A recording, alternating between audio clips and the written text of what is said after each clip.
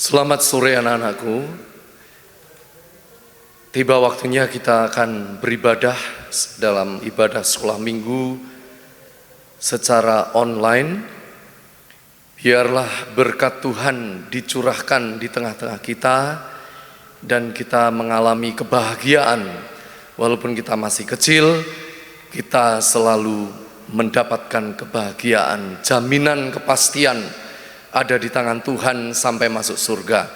Saya undang anak-anak untuk bangkit berdiri. Kita akan angkat satu pujian, Ku ada sebab anugerahmu.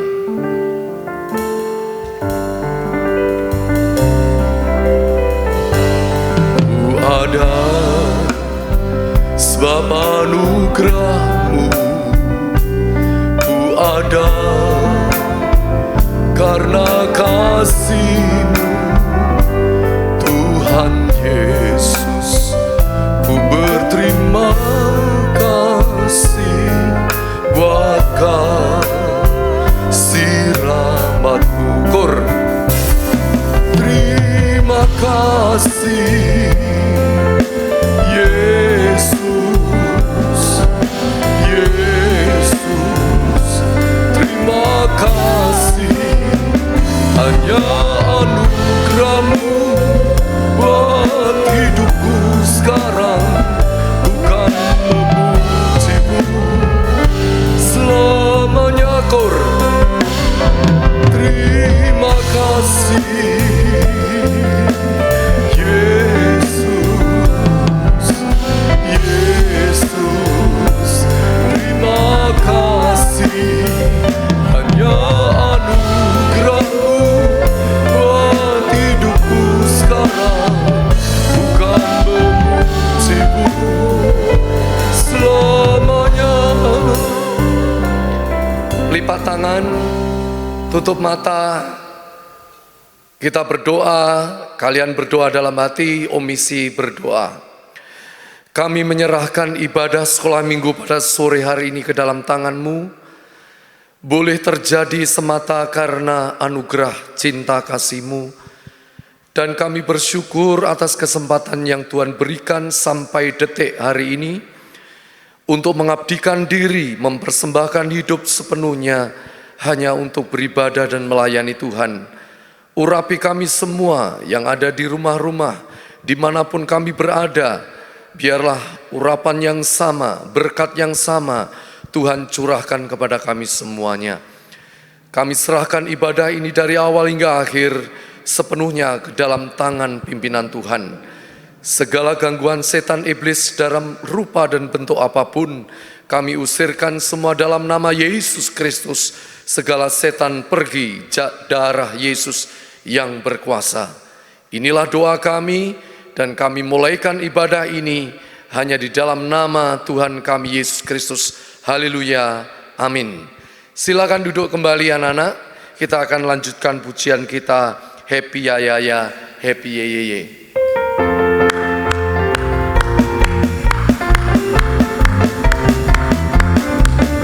Happy ya ya ya, happy ye ye ye. Saya senang jadi anak Tuhan. Siang jadi kenangan, malam jadi impian. Cintaku semakin mendalam.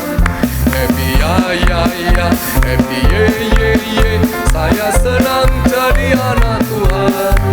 Siang jadi kenangan, malam jadi impian. Cintaku semakin mendalam. Saya undang kalian berdiri, kita nyanyikan pujian ini sambil memakai gerakan ya. Gerakannya lihat omisi saja ya. Berdiri anak-anak ya. Happy ya ya ya, happy ye ye ye. Saya senang jadi anak Tuhan. Siang jadi kenangan, malam jadi impian.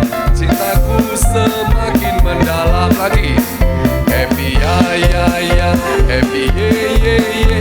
Saya senang jadi anak Tuhan. Siang jadi kenangan, malam jadi impian. Cintaku semakin mendalam. Stop. Ya, puji Tuhan. Silakan duduk kembali. Anak-anakku sekalian, kita sejak kecil ini harus memiliki pondasi yang kuat ya. Pondasi iman yang kuat. Saat memuji Tuhan sungguh-sungguh, saat mendengar firman sungguh-sungguh. Ini beda anak-anak. Nanti kalian kalau udah besar, produknya itu akan beda ya. Dengan yang main-main ya, tidak sungguh-sungguh akan beda anak-anak ya. Jadi kita harus mengikuti yang benar. Kalau ibadah sungguh-sungguh. Haleluya. Kita akan lanjutkan pujian anak sekolah minggu dengar-dengaran ya. Anak sekolah minggu dengar-dengaran. Anak sekolah minggu dengar-dengaran, taat orang tua terlebih Tuhan. Itulah tandanya anak yang manis, nanti masuk surga terima mahkota. Anak sekolah minggu dengar-dengaran, turut orang tua terlebih Tuhan. Itulah tandanya anak yang manis, nanti masuk surga terima mahkota. Haleluya. Mungkin lagu ini sebenarnya bukan lagu baru anak-anak ya. Lagu lama tapi jarang dinyanyikan. Nanti belajar sama ayah ibu ya, sama mama papa, suruh ngajari lagu anak sekolah minggu ini. Nah, kita akan lanjutkan pujian kita yaitu Jalan Serta Yesus. Silahkan berdiri lagi ya. Silahkan berdiri lagi, nyanyi Jalan Serta Yesus. Jalan serta Yesus, jalan sertanya setiap hari. Jalan serta Yesus, serta Yesus selamanya. Jalan dalam suka, jalan dalam duka, jalan sertanya setiap hari. Jalan dalam duka, jalan dalam duka, serta Yesus selamanya. Lagi, jalan serta Yesus, jalan sertanya setiap hari. Jalan serta Yesus, serta Yesus selamanya. Jalan dalam suka, jalan dalam duka, jalan sertanya setiap hari. Jalan dalam suka, jalan dalam duka, serta Yesus selamanya. Haleluya. Kita sudah banyak ya anak-anak memuji Tuhan. Tiba saatnya kita akan menerima firman Tuhan. Mari kita berdiri lagi anak-anak. Namun sebelum duduk lagi ya, maaf, ada pengumuman ya, duduk lagi ya. Ada pengumuman anak-anak, yaitu ya, pengumumannya tolong ditayangkan. Ibadah sekolah minggu on-site itu maksudnya tatap muka anak-anak ya. Tatap muka, on-site ya, luring, nah itu disebut on-site di gereja Surabaya 915, Malang 10, Medan 1015, Jakarta 16. Setiap kali beribadah, anak-anak berpakaian rapi. Jangan lupa disiapkan Alkitab dan alat tulis untuk yang sudah bisa membaca menulis. Ringkasan firman Tuhan, link YouTube, tugas atau kegiatan sekolah minggu bisa dilihat di Google Classroom dengan kode kelas HZYIYINP. Ya, terima kasih anak-anak yang ikut orang tua beribadah di gereja hari Minggu, tidak boleh mengganggu, tidak ramai, tidak jalan-jalan, tidak lari-lari. Anak-anak harus duduk manis ikut mendengarkan firman Tuhan. Anak-anak untuk Google Classroom tolong dikunjungi ya. Ya, saya lihat tidak ada yang mengunjungi ya. Nah, tolong dikunjungi ya, tugas-tugas dikerjakan. Lalu firman Tuhan, ringkasan juga bisa dibaca-baca ya. Itu himbauan dari omisi. Baik, mari kita sama-sama berdiri. Kita nyanyikan firman ku dengar satu kali saja, lalu kita masuk doa menyambut firman Tuhan. Haleluya.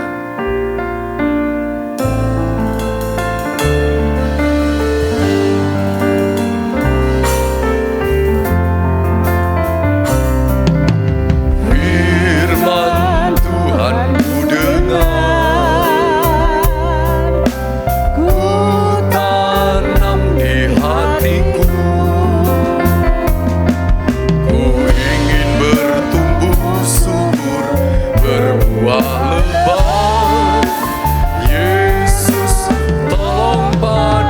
satu kali lagi.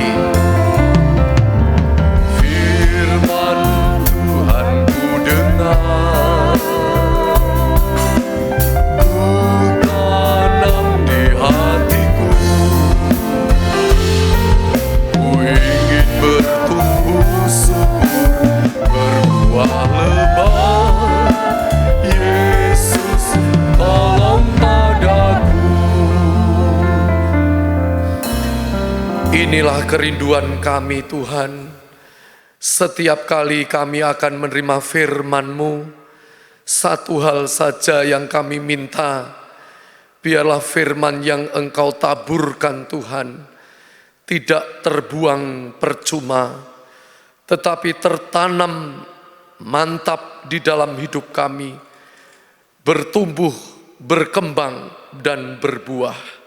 Kami menyadari masih banyak kekurangan kami mulai hamba-Mu ini, sampai kami anak-anak sekolah minggu seringkali mengabaikan firman-Mu.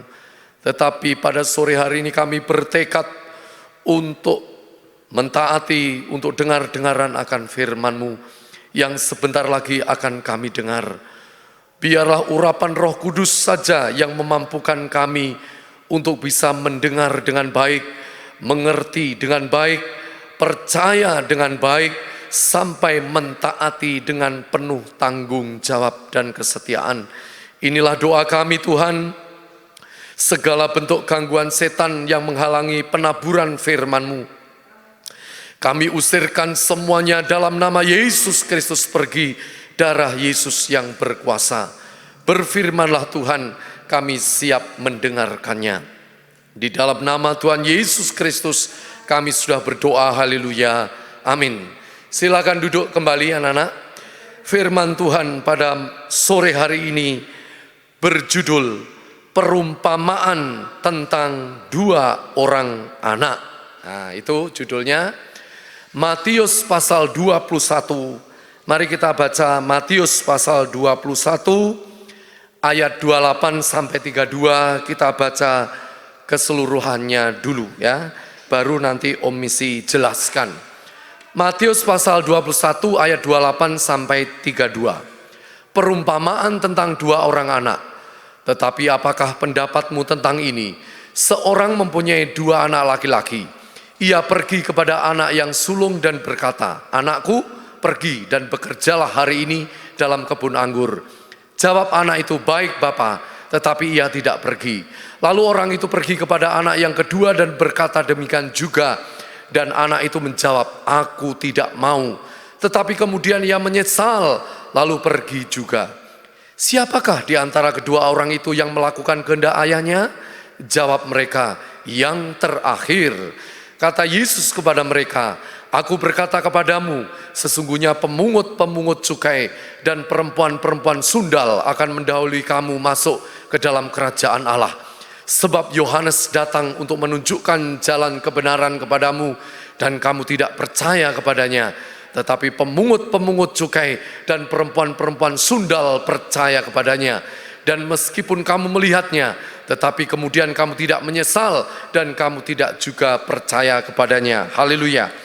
Anak-anakku sekalian, Tuhan Yesus Kristus waktu di muka bumi, di dalam mewartakan kabar baik maupun mewartakan pengajaran, itu selalu menggunakan perumpamaan.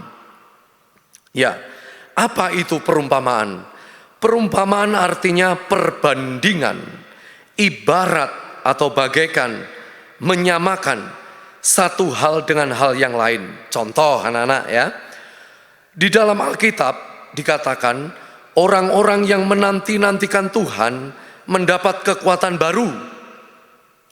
Keadaan ini diumpamakan atau dibandingkan atau disamakan atau diibaratkan seperti Raja Wali yang naik terbang dengan kekuatan sayapnya. Jadi ada dua hal yang berbeda yang dibandingkan, yaitu yang dibandingkan adalah orang dengan Raja Wali. Jadi itu maksudnya perumpamaan anak-anak, membandingkan dua hal berbeda ya, tetapi memiliki kesamaan. Misalnya orang menanti-nantikan Tuhan itu diibaratkan atau diumpamakan, dibandingkan, disamakan dengan Raja Wali yang naik terbang. Nah, itu namanya perumpamaan. Kemudian anak-anakku sekalian, untuk memahami perumpamaan itu tidak mudah. Ya, tidak mudah untuk bisa memahami atau menjelaskan makna atau maksud sebuah perumpamaan. Mengapa? Karena makna sebenarnya masih tersembunyi dan tidak bisa anak-anak langsung diketahui. Misalnya bagai anak ayam kehilangan induknya, lah itu apa maksudnya kan tidak bisa dipahami secara langsung. Nah, oleh sebab itu anak-anak, kalau kita bisa memahami maksud firman Tuhan, maka itu merupakan karunia Tuhan semata. Kita baca Matius 13 ayat 11. Matius 13 ayat 11. Jawab Yesus, kepadamu diberi karunia untuk mengetahui rahasia kerajaan surga. Yesus setiap kali menyampaikan tentang rahasia kerajaan surga itu pakai perumpamaan anak-anak. Dan tidak semua orang mengerti. Tetapi kepada murid-muridnya diberi karunia untuk bisa mengetahui arti perumpamaan itu. Tetapi kepada mereka itu adalah orang-orang Farisi dan ahli-ahli Taurat yang keras kepala dan keras hati. Mereka nggak ngerti. Tapi kalau kepada yang lembut hati, murid-murid Yesus mengerti. Ya. Nah, di sini kita menemui anak-anak di Matius 21 ini perumpamaan tentang dua orang anak. Nah, di dalam perumpamaan dua orang anak ini kita menemukan tiga pribadi, tiga sosok, tiga orang. Siapa saja? Satu, yaitu bapa atau ayah. Ini dalam bahasa Alkitab, arti rohani bapa atau ayah itu menunjuk Tuhan Yesus Kristus. Siapa Tuhan Yesus Kristus itu? Tuhan Yesus Kristus itu adalah firman Tuhan. Jadi di sini ada pribadi yang namanya Bapa, ya. Namanya Bapa. Menunjuk Tuhan Yesus Kristus atau firman Tuhan. Kemudian pribadi yang kedua atau sosok kedua atau orang yang kedua yaitu anak sulung. Di dalam Alkitab, anak sulung dalam perumpamaan ini itu menunjuk orang-orang Farisi dan ahli-ahli Taurat. Mereka itu Israel asli anak-anak. Secara genealogi, secara daging, secara keturunan daging lahir itu Israel asli, ya. Orang-orang Farisi dan ahli-ahli Taurat. Mari kita baca Lukas 7 ayat 30. Lukas 7 ayat 30. Tetapi orang-orang Farisi dan ahli-ahli Taurat menolak maksud Allah terhadap diri mereka karena mereka tidak mau dibaptis oleh Yohanes. Nah, itu terima kasih. Jadi di sini anak sulung itu menunjuk orang-orang Farisi dan ahli-ahli Taurat, ya. Itu juga didukung di ayat Matius 23 ayat 2 sampai 3. Kita banyak baca ayat-ayat anak-anak, ya. Matius 23 ayat 2 sampai 3.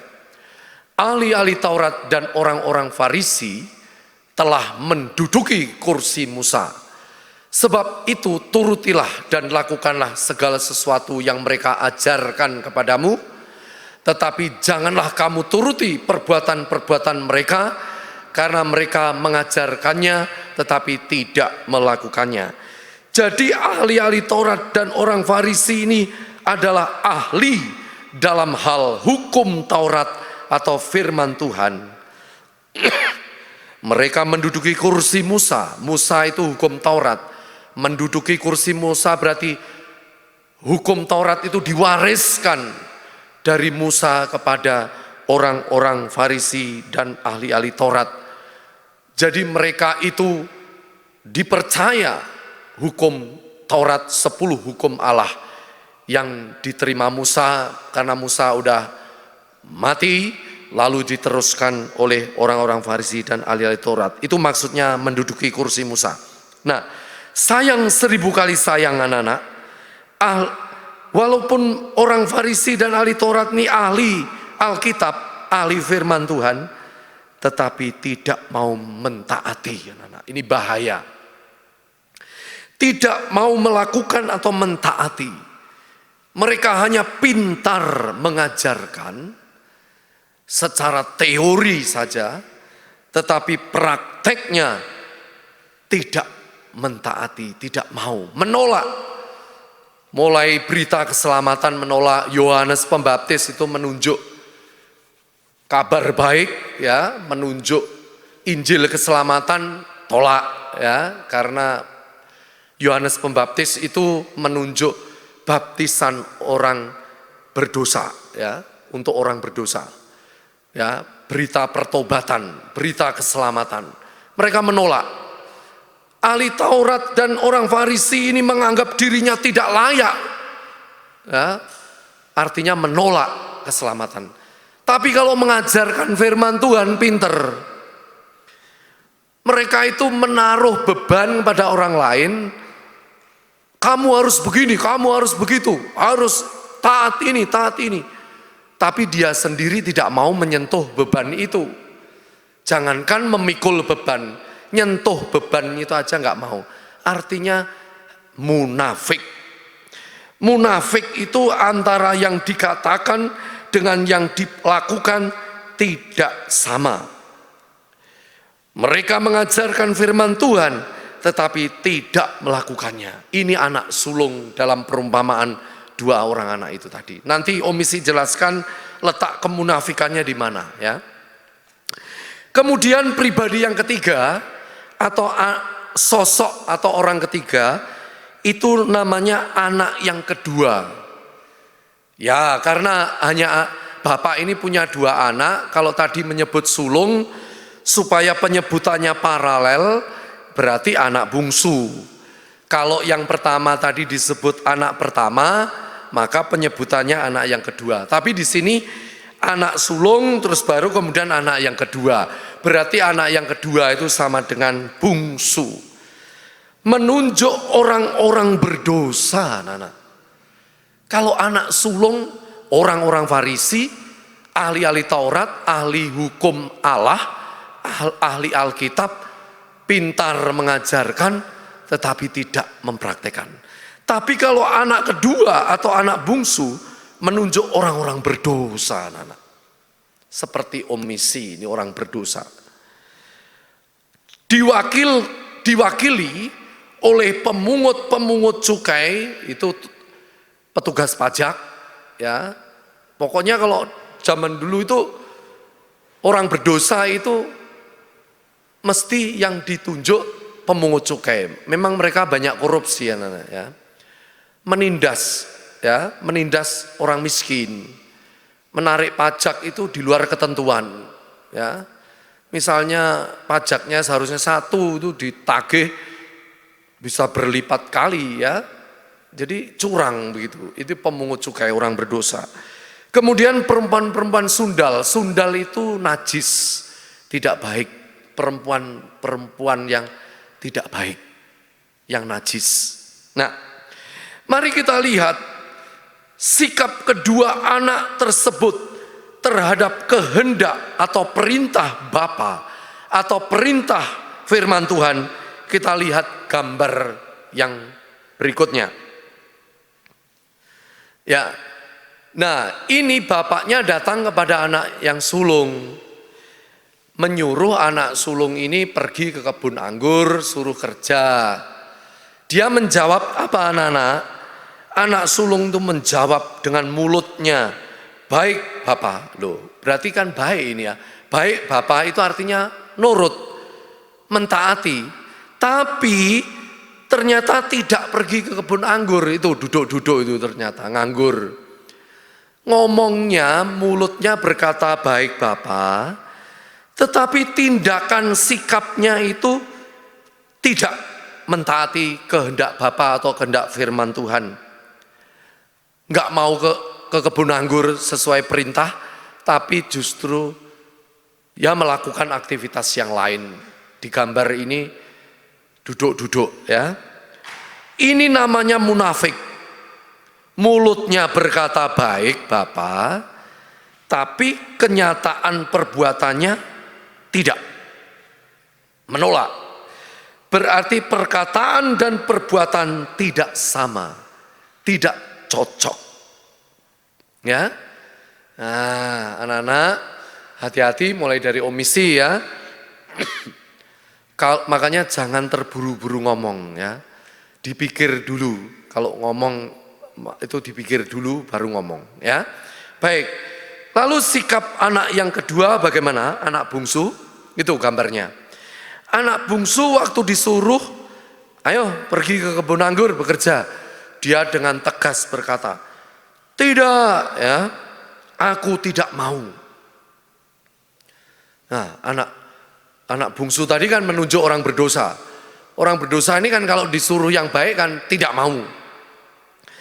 Tetapi kemudian anak bungsu ini sadar, menyesal, dan bertobat. Sehingga dia mentaati kehendak perintah firman Tuhan, mau bekerja. Itu gambarnya bekerja di kebun anggur. Nah, terima kasih.